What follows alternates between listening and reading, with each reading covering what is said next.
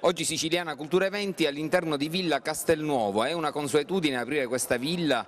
No, questa è una delle rare occasioni perché ancora questa villa poco conosciuta e poco attrezzata, a dire il vero, però con le nostre poche risorse stiamo tentando di migliorarla e quindi Siciliana Eventi ha accolto la palla al balzo per venire a fare questa manifestazione di grande rilievo all'interno di questa nostra villa che ce ne dà anche onore e pregio averlo ospitata. Questa villa si presta perché a quanto pare c'è un po' di giardino intorno, qualche colore grazioso da vedere, una discreta fotografia, lei che dice? Sì, no, è ottimo, poi abbiamo qua delle splendide stanze, abbiamo anche la chiesa, abbiamo la biblioteca sull'agricoltura e poi anche un sito da visitare per la storia e la cultura che traspira proprio dai muri in questa villa. Insomma un posto meraviglioso, diciamo la verità. Sì, meraviglioso sì, è in centro città e che pochi palermitani, ahimè, ai noi conoscono. Quindi il signor Pollina ci ha visto bene, ha avuto l'occhio lungo. Sì, l'occhio lungo, sì, effettivamente ha avuto l'occhio lungo e noi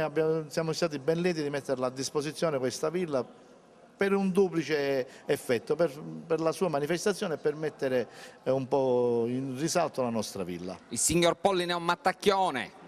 Grazie.